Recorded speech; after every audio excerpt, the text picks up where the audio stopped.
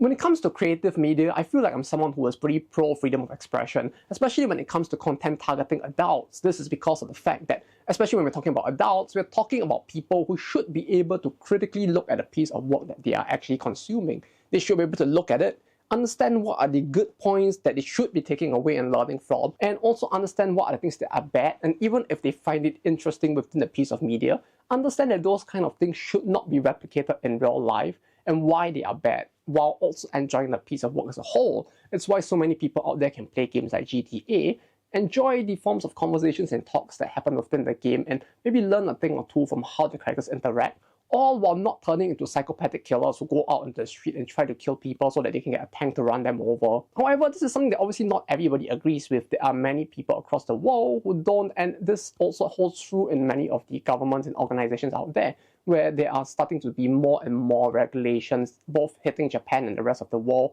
on platforms such as Steam and with the credit card companies within Japan as well. For visual novel companies in particular, it has already been a problem for quite a while. And it's also something that has affected the visual novel industry quite a fair bit. As someone who worked in one in the past, I have actually experienced it firsthand. It can be very difficult because of how Steam actually restricts some content being depicted on their platform. However, one thing I realize is that when it comes to how all of this is being talked on, especially online, I feel like a lot of people are talking about this as if it's something new that's only happening recently and that it's only becoming a problem now. However, as someone who has gone through all of this, all I can really say is that that's not actually really true. If you were to look at the history of how regulation and censorship within the visual novel and adult game sections within Japan have been, you could actually trace it back more than 30 years ago. Hell, that's probably longer than some of the people watching this video have been born.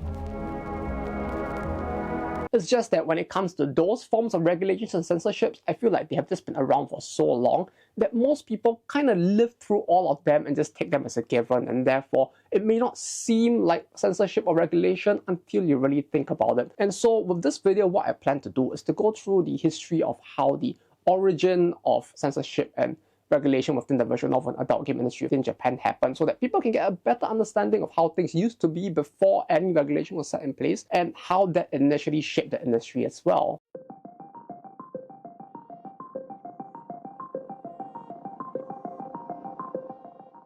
However, before we get into that, we first need to talk a little bit about the perceptions of otakus at the time as well as throughout history in Japan, because it is something that has changed quite a fair bit. In his book, 動物化するポストモダン, Azuma Hiroki actually talks quite a fair bit about how otakus used to be perceived back in the day, as well as how they were steadily being portrayed and perceived over time, and how a lot of that affected the way that they actually interact with others, as well as how they treat in and out group individuals as well. This two-part series book, I think its English name is Otaku, Japan's Database Animal. It's actually quite interesting, and I feel like if you're interested in the history of some of that, you should give it a read as well, if not in Japanese, then at least in English. But as a philosopher who went through that era himself and who observed a lot of how otaku perceptions have changed over time and behaviors have changed over time, he did mention that back in the 70s and 80s in particular, the original perception of otakus back in the day actually wasn't all too bad. In a way, they used to be perceived in a more lukewarm manner, where they were kind of viewed like the way we view our autistic doctors in our Netflix series nowadays, where they kind of view otakus as these people who were kind of weird, kind of awkward, and a little creepy at times, but they had a very vast and interesting knowledge in a new piece of upcoming technology that people hadn't really adapted at the time.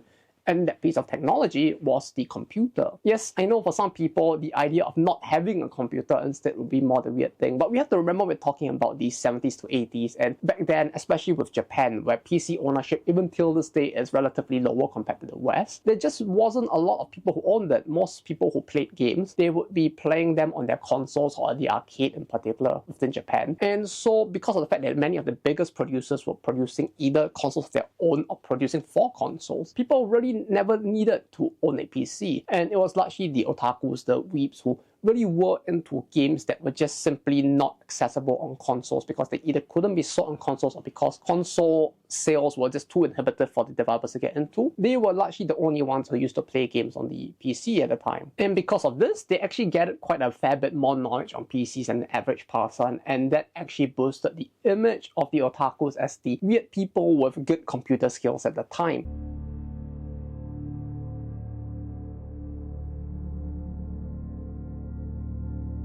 In the year 1986, cracks started to show in this image due to the release of the adult game 177. 177 actually stands for the Penal Code 177 within Japan, which is the one for sexual assault, which the game very blatantly used for its title. So the contents of the game themselves, it was just very bizarre and a little insane, to be honest. The whole point of the game, because back in those days, visual novels weren't that common, so it was mostly like, to some extent, actually gameplay focused titles, especially in the adult game space as well, that were being released. And this game was about chasing a woman through a park and trying to have your way with her. If you succeeded at all of the mini games that happened within the game, you would actually marry the woman.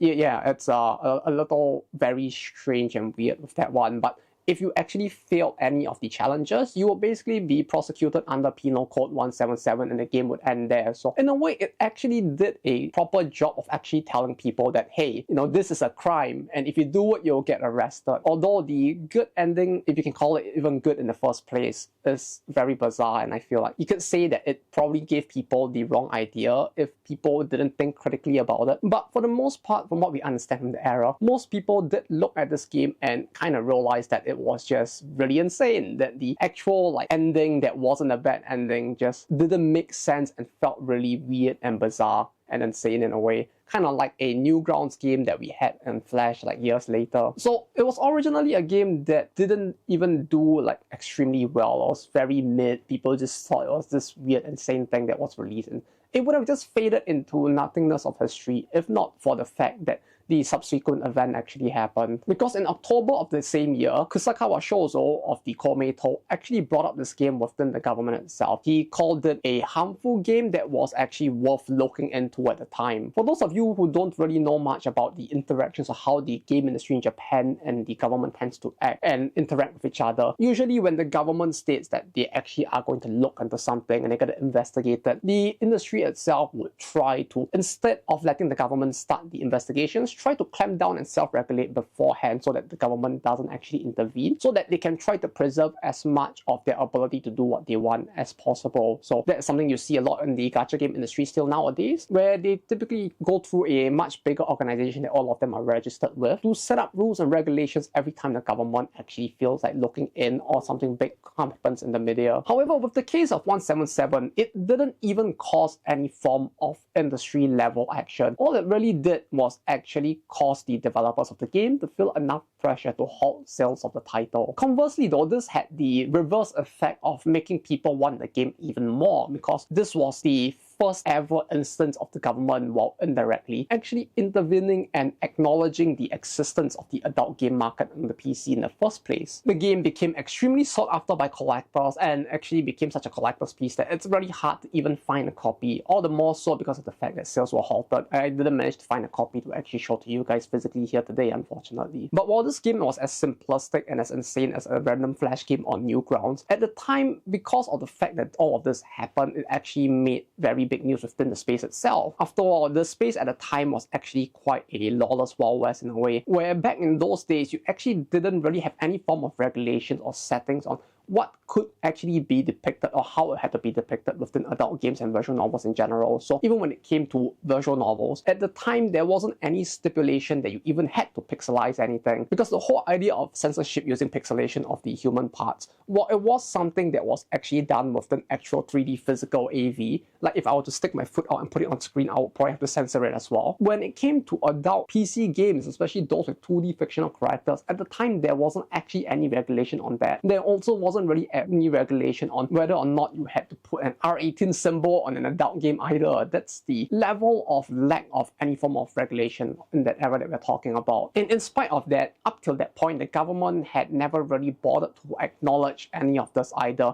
They never talked about it, they never even looked at it, nor attempted to put in any form of regulation. Maybe they were too busy having their power nap during parliament competitions to actually take notice, but at the very least, up till then, there wasn't really any form of even interactions between the government and the industry. However, because of the fact that this incident actually happened, this actually soured the image of otakus within the general public and became the catalyst for everything else that will come after. Because the image of the otaku changed from the kind of weird person who used computers to do interesting things which people couldn't understand, to the person who uses it to also play creepy, perverted games on the PC at the time. After all, it's not like the way that the government as well as the mass media portrayed this was very nuanced either. They didn't really talk about how this even differed from something like the 3D adult content that was already available within Japan. Why this was more of a problem when that wasn't, even though themes like sexual assault were things that were already existent in both. And this is something that we do see from the records of the conversation that was held within the government at the time as well, where many of the people who were talking about it were quite aggressive about it, especially Kusakawa Shozo, who was the one who brought it up in the first place. Not only in terms of him portraying it in a very negative manner overall, but in the fact that he even brought up the analogy of how all of this was actually communicated to him first by a concerned parent that he happened to know, and the parent was talking about how their kids and like many of the kids within the country were actually getting into this kind of adult content and using it as a form of like social bragging status, even though it's kind of weird that all of this even being talked about in such a way as if like the parents aren't responsible for ensuring their kids should not be getting their hands on this kind of content in the first place, especially since adult content outside of all of this kind of adult games have already existed in Japan for quite a long while. So it should come as common sense that parents should be the one to understand the technology that they are giving to their kids. It feels like the same problem that we're seeing in this modern day, where there's still a lot of talk about restricting a lot of the more adult content to protect the kids. But yeah, this was something that was happening in Japan all those years back, more than 30 years ago as well. In fact, there was actually talk, even during this entire conversation, of using some of the youth protection acts that exist within the country to basically regulate this industry as well, in spite of the fact that this type of content is something that should have already not been accessible to kids as well as teenagers. So the fact that they're talking about having to get the industry to self-regulate itself and ensure that its content is more palatable or at least not damaging to the children is already a very bizarre thing. And a lot of the conversation, as short as it is mainly talk about how they have heard this thing from people around them, but there isn't any talk of like real data or actual investigations to show that they actually understand the content matter that they are actually talking about. And it kind of just ended off here at this point, where they just kind of had a very short conversation where they agreed that a regulatory body might be needed from which the government could then push its beliefs and regulations onto the industry itself. But nothing much else actually came out of this, and no form of investigation or actual attempts to understand the industry actually came out of this conversation that they had. But at the very least, there was actually talk about how all of this might infringe on the freedom of expression of the actual creators themselves, and so it would be better to actually get them to self-regulate first, rather than for the government to directly intervene. Although the fact that they were actually mentioning how they wanted to use regulatory bodies such as the computer software organizations to basically push their own suggestions to the creators as something that already feels a little questionable in terms of how the government is trying to consider how it could act on the content that these creators could then express within what they were making as well. And because of the rhetoric they used at the time, it ended up actually just giving the otakus in general a negative impression, because they didn't even differentiate between all the different types of otakus back then. That said, were this all that happened, this video would have been way shorter, and we probably wouldn't have gotten the level of regulations that we had today. After all, this is where the entirety of this event would have ended. However, after this, things took a nosedive for the worse, as one of the biggest tragedies of the era actually occurred. No, I'm not talking about the Japanese housing bubble bursting. While that is probably the biggest tragedy for all of Japan at the time, for the otaku space itself, it was probably just one of the big tragedies that happened at the time.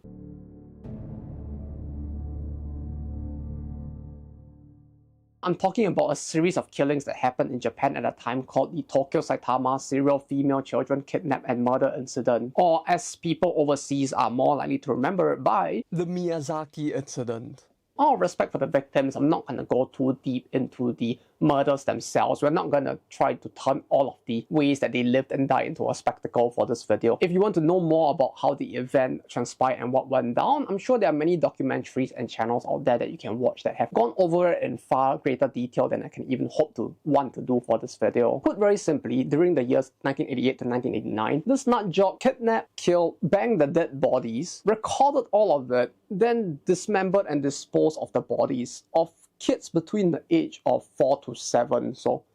very disgusting things that happened at the time. The individual was eventually caught, thankfully, and he was put to death in 2008. So thankfully the event was resolved and the guy got what came for him. However, the way this was all reported at the time basically caused a lot of damage for how otakus in general were perceived from then on. Because when they actually arrested him and raided his house, the media put a lot of focus on the fact that he had a lot of otaku content, basically things like manga or like games in his house, along with a lot of horror content in general. This is in spite of the fact that some of this content had nothing to do with anything of what he did. Even with the horror content, for example, a lot of it wasn't even gore or very violent horror. It was the campy parody content that came in the later half of a series that had a fairly horror focus earlier two releases. So he didn't even have the content that you would think drive people to do this if they were actually that affected by this kind of content to begin with. And it wasn't just the mass media at the time. Because of how it was portrayed in the mass media, the government started to talk a lot more about how all of this was a problem. And it also caused many parents and teacher associations out there, many organizations to start getting up in arms to try to do something about all of this. So great were the impacts at the time that Rama, which was going through its 14th episode at the time, had to cut up and rework a lot of the episode because of the fact that the episode was about the main protagonist and another character getting kidnapped, and because of these events they decided to rewrite a large part of that, and it became a mess when it was aired on TV instead. But point is that all of this led to what became known as the harmful comic panic or commotion, which for those of you who are wondering or getting a lot of up in arms about it, yes, it actually does say comic even in Japanese. It's called the Yugai Komikusho though. So yeah, this is just very common to use the word comic within Japan, especially back in the days as well. What is important is this led to a very big conflict, almost akin to the satanic panic back in America during those days, where there were many organizations on both sides pushing to censor the amount of freedom of expression that the industry had, while the industry tried its best to push back as well. Many mangas as well as animes got cancelled during this period because of all of the censorship that had to be kicked into place at the time, and due to all of the complaints that they were getting as well. It didn't matter whether it was on paper or on PC, whether it was 18 plus or all ages. At the time, everything was getting clamped down on, and there were even stories of how parents would actually take whole copies of mangas, bring it to the police station and just ask the police to do something about it because they think this content shouldn't be allowed, even though, you know, the police can't do anything about it since all of it was actually legal at the time. And this wasn't just, as I mentioned before, an adult content issue. The impact was so great that even Shonen Jump was getting flagged for a series such as Dragon Ball and Fist of the North Star, because even those by many of the parent standards were considered to be too violent. That's the level of panic that was happening at the time. However, for the manga as well as the anime industries, they were quite fortunate in this case because they had managed to get some level of popularity up to that time. And as a result, with the amount of resources they had at hand, they were able to set up organizations to rally together to push back against all of this behind, such as the Committee for Protection of Freedom of Expression in Comics, which, yes, once again, it is actually called the Komiku Hyogen no Jiyu Mamoru Kai. So yeah, the word comic was also used here as well. And there were many attempts by the industry at the time to try and push back. However, unlike the manga and anime industry, the eroge visual novel industry never really had that level of caliber to push back in the same way. After all, theirs was content that targeted a much smaller and more niche audience in general, so the profits they were getting were not on the same level as someone that could target nationwide at the time and even get deals overseas to have their shows aired outside of Japan. On top of that, unlike the anime industry, the eroge and visual novel industry was very, very fragmented and was largely comprised of many very small companies instead. Even up until the early 2000s, for that matter, many of the visual novel companies, even the more popular ones, barely hit even 30 employees in general. So we're talking about very small groups. And in this interview article over here from Push magazine, where we look at one of the subsidiaries of visual arts, the company was so small that they just used a single apartment with barely enough space for 6 tables at a meeting table for the entire company office. That was the state of the industry, and so they didn't really have the ability to organize at the same level at the time. And so for the most part, they just continued to chug on silently in the background, hoping that nothing too horrible would happen. In a weird twist of fate, the public outcry and backlash at the time was just so focused on otaku culture as a whole that it was more hyper-fixated on dealing with and censoring manga and anime as well as the doujin culture and trying to put an end to a lot of that. And as a result, because it was so widely encompassing, the backlash against the eroge scene itself was actually fairly small. And because of the fact that the pushback was the greatest from the manga and anime industries as well, a lot of the public view of the issue was therefore focused there, and as a result, we tend to see more articles that are focused on that side of the industry instead. However, that said, the seeds had already been planted. The public was already up in arms about just otaku culture as a whole, and all it really would take is just something bad happening that would turn their attention to the eroge scene that would then cause a lot more backlash in that sector as well. And it was within this very chaotic piece that the eroge industry was still developing on. And in a way, while there was a lot of clampdown and many things had to be changed, a lot of content had to be restricted, the industry largely managed to chuck on kinda unscathed at least. That is until the next incident that we're going to be talking about, which is related to another game that we do actually have here. The Saori incident.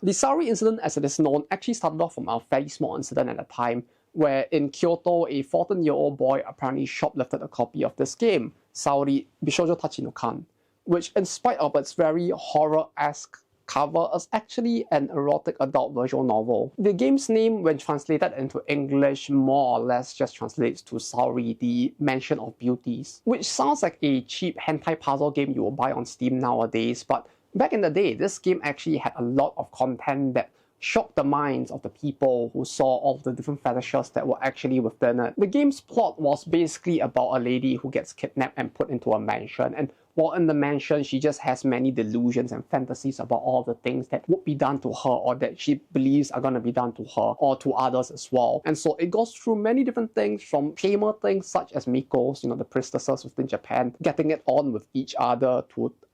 incest, as well as all the way to things such as a cop getting it on with the pup in a car. So it goes through many different things, some less consensual than others, some on topics that are obviously sensitive. But when you consider all of the content that has come after, all of the eroges, the nukiges that have come in the close to 30 years since this game's existence, we do see that there's a lot more content that gets into way weirder and way harder stuff than anything this game actually had to offer at the time. So some of you might be wondering, why was this game so big that it would cause anything to happen in the industry? And the answer to that is most likely because of a witch hunt that just simply happened at the time, because according to what reports we do have from that period, basically after the kid was caught shoplifting the game, instead of punishing the kid for shoplifting the game and for trying to steal content that was 18 plus, the Kyoto police decided that the best thing to do was to charge the store that actually allowed the kid to steal the game, as well as the developers of the game, and raid all of their premises instead, because obviously it is the fault of the store and the developers for creating a piece of content that was so problematic that it will corrupt the minds of the youth into stealing an adult game. According to a person who worked in FNC, the company that owns the brand Fairy Tail, which also owns the sub-brand X-Rated, which is the one that produced this game, what basically happened at the time was that the police from Kyoto drove all the way down to Tokyo just to knock on the doors of the office, to get their way in, bring with them the mass media, and apprehend the head of the company, and also interrogate the actual lead developer of this title. Apparently, all of this was so big that it was even being featured on TV at some point, although many of the reports that we do have now do seem to be that the reports do seem to be not as big, at least when it comes to the newspapers themselves after the fact. However, according to the person who worked at FNC, it was actually big enough that people who worked in the company actually received calls from their parents who never knew that they were actually working in an adult game company, with their parents being extremely angry and telling them how disappointed they were in their children for actually, producing adult games instead. So suffice to say that there was at least some level of knowledge of the incidents at the time for people to actually be at the level where they could actually see and recognize the fact that this was all happening and realize that their own children were working there from just the news that was being reported on alone. However, within 3 weeks of this actually happening, the head of the company was already charged and the company was put on a 1-year probation for making eroges. Yes, as dire of a situation as you can imagine it will be for the company, since they were basically stopped from producing their bread and butter at the time. The entire incident in and of itself sounds really silly because of the fact that all it really led to, if this was all such a big problem, if all of this was such a big issue that it was corrupting the minds of kids just to have these types of games around, a 1-year probation is kind of really short for the company, and the head of the company himself, was basically let off after the charge as well. So really nothing much came out of it other than a publicity stunt for the Kyoto police force at the time. However, for the company itself, things were obviously very dire because of the 1-year probation. Most of their upcoming works had to be cancelled, and games like Saori, for example, had to be recalled, and the company had to do that all on their dime, and then dispose of all of the copies as well. So much of their original work at the time is just lost, and many of their upcoming titles that would have brought in profitability just disappeared as well. So it was a pretty bad time for the company, and on top of that, many of the artists and programmers, because of the fact that their skills are more transferable, seeing no future in the company, basically left to find a job elsewhere. And it was largely the people for whom, largely the planners and directors whose jobs were to actually produce these stories and the content for all of these types of games, who were more stuck in the company since their expertise was specifically more in the adult space in general. In order to survive, the company actually took up many odd jobs producing content for games as well as other forms of digital content outside of the adult space. In fact, the company was actually responsible for some of the in-game CG for the train game A-Shadaiko series at the time, or A-Train as it might be known in English. So suffice to say, they were really taking jobs outside of the space as far as they could. And even when they did try to produce their own games, they were going in many directions that their fans at the time remember as being really weird, although it couldn't be helped as well. But they were trying to make somewhat suggestive, strange puzzle games or mystery games, as well as going into making horror games, which I guess with a cover like this, it kind of makes a little more sense. However, thankfully for the company, they actually managed to survive through all of that, and they are actually still alive till this day and still producing eroge and visual novels for that matter. So it was actually really interesting to see that the company, in spite of everything that had happened, the people that were left in it were resourceful enough that they were actually able to survive through all of that and continue producing the type of content that they enjoyed, and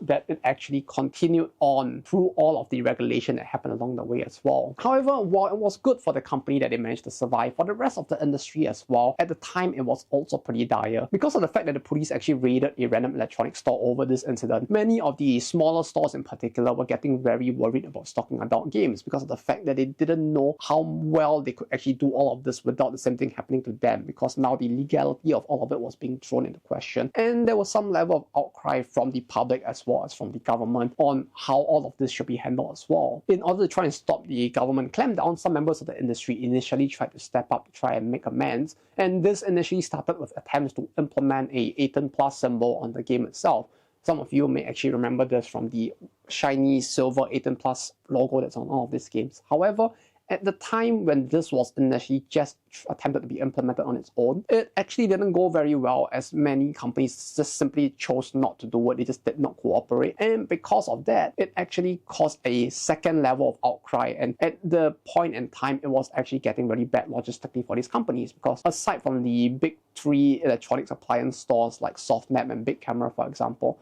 most of the other companies, the smaller ones in particular, just stopped stocking their games altogether. And at the time especially, this was a very big deal because of the fact that otakus used to be tied very heavily to PCs and like PC appliances at the time. Many electronic stores who also coincidentally stocked PC parts also stocked eroge and visual novels, so most of them would have that little tab area with all of the adult content within it. And the fact that many of the stores were actually now pulling out of this space basically meant that for the companies within the eroge and visual novel space, the number of places that people could actually access their titles was actually reduced quite heavily at the time. And it was because of all of this that at the time, the first push for a proper organizing regulatory body was actually proposed, and it came from one of the most unexpected places at the time.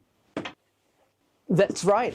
it actually came from Alicesoft. And according to many of the people who were around at the time, Alicesoft at the time was a company that they were very surprised to hear from in this situation, because Alicesoft was never really known as a company that would get heavily involved with industry regulations or activism within the industry itself. They were kind of just known as the company that would just kind of do whatever they want and just produce the type of content that they would. And this kind of rings true to this very day, because when you consider the fact that after Dona, many people within the company just kind of left and made their own doujin game, which is just being sold on Steam as well as DL side after that. You can kind of see that more so than the money itself, there are many people there who just kind of want to make games, and that's kind of how things progressed even from then on. However, what basically started it all off was actually a fax from the advertising and business head of Alicesoft at the time. And before any of you laugh, faxes used to be very common back in the day. Okay, I know we still have faxes now, but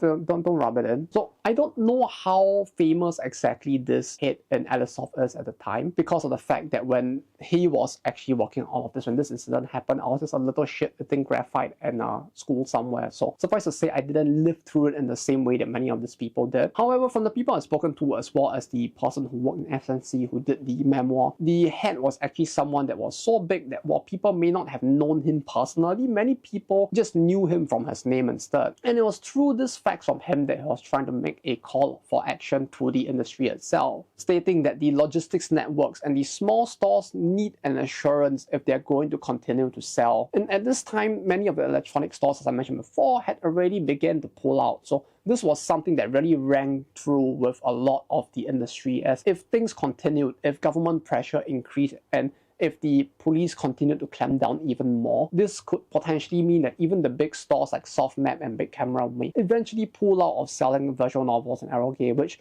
would then cause a lot of the industry to either collapse or go into selling their games through less than legal sources, which, if they were to do that, it would lead to both the issue that they would have no recourse if their rights were ever infringed and something ever happened, since they wouldn't be able to go to the police about any issues that they might actually come across in the production and sales of their game. And it would also mean that it would even further worsen the image of the industry, as they would basically be going further into that negative light and aspect that many of the people were already branding them as having. And that would worsen further the impression of the industry, which may then lead to even more clampdown. So the idea of actually doing something before it reached that point was something that many people did agree with. And it was through this that the Ethics Organization of Computer Software was born, or Sofurin, as it is known in Japan in short form. However, put at the head of the Sofurin was actually not someone from Alisoft, in spite of the fact that they were the ones who brought up the need for all this action to be done. At the time, the company was largely made up of people who were still fairly young. In fact, Tada, the person who was responsible for a large part of the Run series, he was only 24 at the time, and most of the company was basically around there in age. So these were people that, while they were up and coming, while they were already getting successful, and while they were already known, they weren't considered to be business savvy enough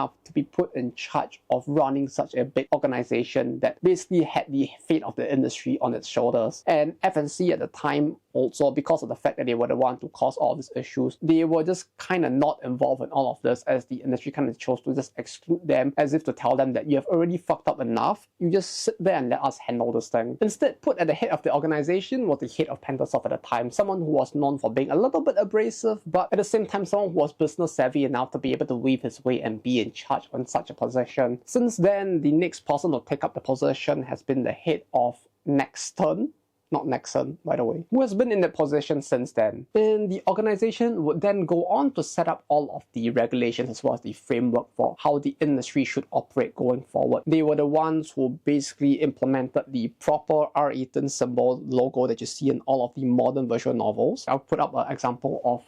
Saori over here on screen here. But as you can see on the front and the spine, it didn't actually have the 18+ logo because it didn't used to be required back in the day. But after the issue that this game caused, the Sofurin basically came together to actually set up with the new 18+ logo that you see on every single visual novel in Eroge up till this day in 2026. The organization was also in charge of ensuring that all games across the board within the industry also used the pixelation censorship methods that were being used in all other forms of adult content across the web in Japan, and ensuring that all of that couldn't be easily bypassed. So finally ensuring some level of consistency and bringing it in line with all other adult content within Japan. All while also being in charge of basically deciding what kind of content could and could not be expressed within visual novels and Eroge across the years. And this is something that would come into more contention later on. And the thing that I feel like was the biggest thing they did that was actually a good thing was the proper implementation of the 18+ logo and the ensuring that all companies that produce adult games from then on would actually have to be registered through the Sofurin in order to go through the official logistics channels as well. And this basically means that they could also control the logistics channels to make sure that the companies that do sell the games sell them in ways that would prevent kids from doing the same thing again. So between the actual proper organization of the logistical chain as well as ensuring that the logos were basically put on properly so as to ensure that kids would not accidentally pick up one of these games and make it easier for companies to tag if the people are trying to steal these types of games from their stores. On that end, especially when it comes to ensuring that only adults can consume this kind of content, I think that part of it was a good thing. However, when it comes to the freedom of expression part of it, there's a large part of me that feels that a lot of it is extremely questionable. While some of it people might argue that it's a good thing that they did, such as how they're not allowed to depict characters that are under a specific age in this type of adult content. I know in the doujin space you could find a lot of that, but that part is not restricted and is not actually being regulated in the same way as the adult games are, so that's a little different. Point is, a lot of that kind of content could not be depicted. You could not depict something like the Rando Seru, for example, as well. I think that is also something that has started to become more censored even within the doujin space. And aside from all of that, over the years, as the government has put more and more obligation on the sovereign, now they even have to some extent, censor violent content as well, which has brought them in contention with the Sero system, because that is a completely separate system that exists in Japan for rating games. So for those of you who are wondering, the Sero system is a completely different system within Japan that was not a result of the Saori incident in the same way that the sovereign system is. The Sero system, which goes from A to Z with some letters skipped along the way as if it's like the latest Pokemon game or something, that is largely used for the bigger, more mainstream titles in general, consumer titles that are sold on PC as well as consoles that typically do not deal with adult content in the form of erotic content in general at all. Japan basically has two different regulatory systems for the Sero, which largely deals with the more games that have violence within them, and the sovereign, which deals with adult content in the more romance and erotic way. And while the sovereign system came directly out of the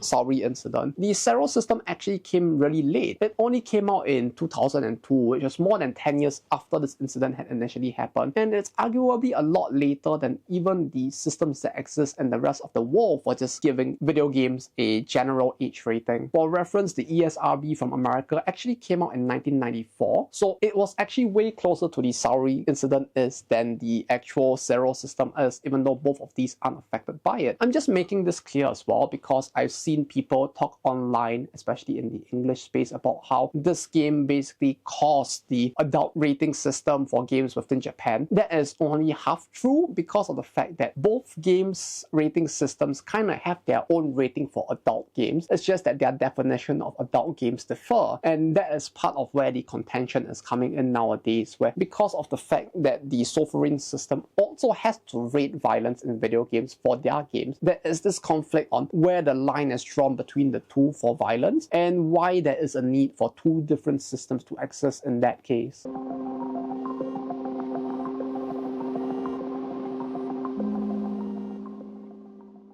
Moving on though, I did actually manage to speak to some people who actually lived through that event period itself. People from visual arts, for example, who used to work in the adult game industry even before they actually formed visual arts and key at the time. People who have been there since the start and who have been there since before even the current CEO of the company has been in the company. So really people from the older generation who have lived through a lot of the issue. I've also talked to people from Frontwing, people from Infinite Brain, where I worked in the past as well. Throughout all of these companies, there are many people who have lived through it, but one of the things I found to be the most interesting through all of this is the fact that aside from a very small number of people who tend to be on the older side, it would seem that many people actually don't know that this event even happened. Like, I've spoken to many people, especially the younger staff in many of these companies, who just don't even know. They look at me like I'm crazy when I talk about this incident until I mention the whole issue of the sovereign, and then even then they don't really know about the incident. They just kind of know that the sovereign is a thing that exists. And even among the people who know about the incident, many of them kind of just talk about this like it's just a thing that happened to someone else that they just kind of look at and just go like, huh, well, I guess that's a thing that happened. The same way that someone in Alabama might talk about how their neighbor got arrested for having an ice cream in their back pocket or something. For example, the marketing and business guy I talked to within visual arts who has been there almost from the start, the way he spoke about it, he was very nonchalant about it, and he constantly talked about the event as just the thing that FNC caused, the FNC problem, as if it really didn't affect them at the time. I also managed to speak to one of the programmers who has been in the company since the start at Visual Arts, and even that person, he barely knew much about the event. He just kind of knew that it had happened. He had heard about it on the news, but to him, he didn't really get to hear a lot of what actually went down, and he actually looked at it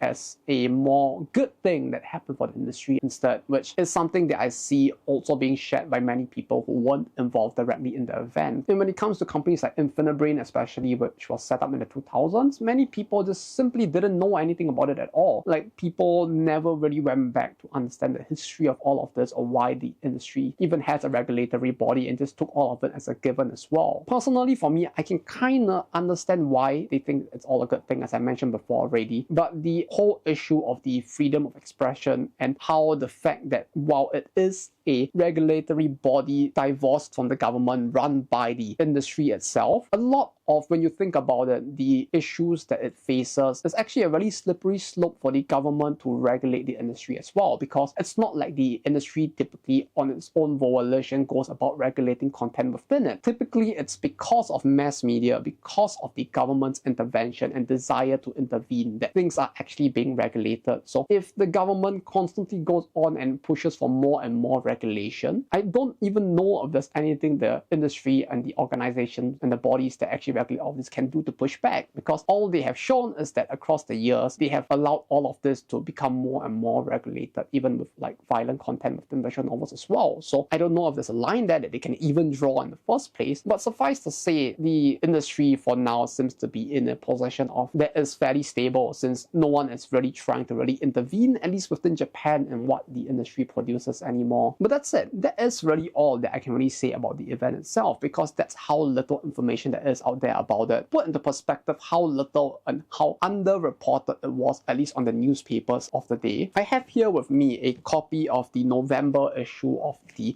Asahi Shimbun. This is a compilation of every single newspaper article that was released at the time. In case you're wondering, this is just for November. I have the entire stack of the years here.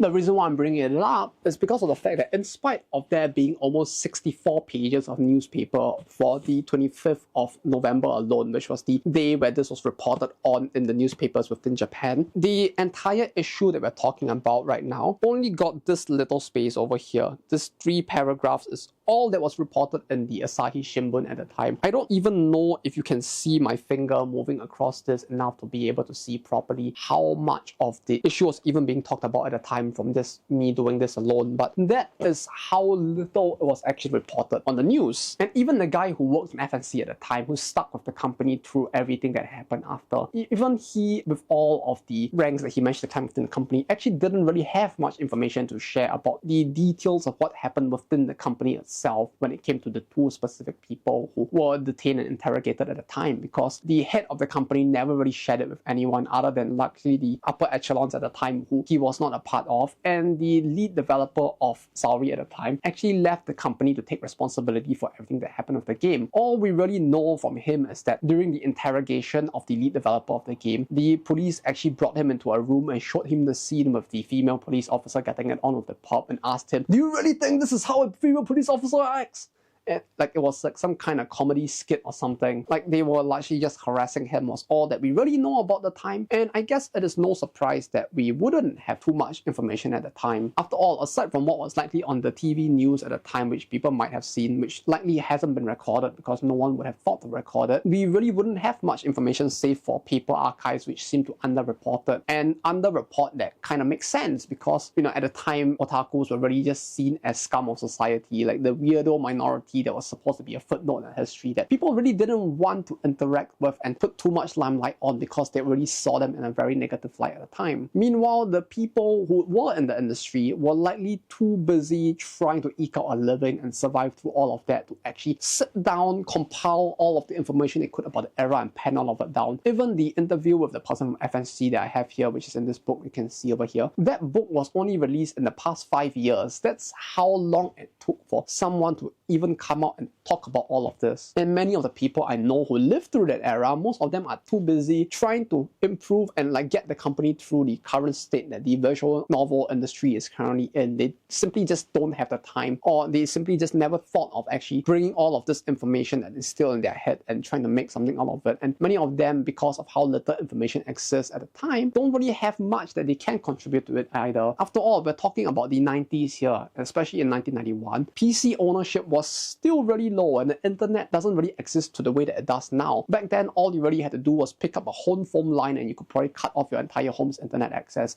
Some of you probably don't even know what a home phone line looks like. That's how far back we are talking about, and as a result, I can see why when it came to logging and preserving information, there are a lot of gaps with this, and why there isn't more that we can unfortunately share with you about all of this, as unfortunate as that is. But suffice to say, there are many, at least small articles here and there, small snippets and many different books that exist out there. I'll put the link to some of them in the description down below if you're interested in reading some of the books about the history of the industry, or like how some of the people who wrote about the history of the industry at the time actually logged all of this information down as well. But that's it. That's all I have for you guys today. Thank you all for watching, and I hope this video gave you guys a bit more of an insight into what happened in the earlier years of the visual novel industry, and how censorship as well as regulation initially became a thing within the industry as well. I really wish there was more information that I could share with you guys beyond what I talked about in this video, but I feel like for the most part that is all that there really is out there about what had happened at the time. If you want another short supplementary video about this situation, there's a channel that does another video which I personally think was really good as well, that you can see over here as well. Do give them a check out if you're interested in knowing a lot more. They do also recommend some books that I would say are pretty good reads, so yeah, give them a check out if you think that this video was interesting, and if you know more about this whole like event and like than I do, and you would love to share it with me, do let me know. Like I'd love to hear more about it as well, especially, you know, since there is simply so much old information out there that it's really hard to dig through all of it myself. That's it. Thank you all for watching once again, and thank you all to the very cool people here who help to support the channel. It's thanks to you guys watching and the people here helping to support the channel monetarily that I'm able to even like gather all of the book resources, the resource materials that I have in order to make videos like these ones in particular, since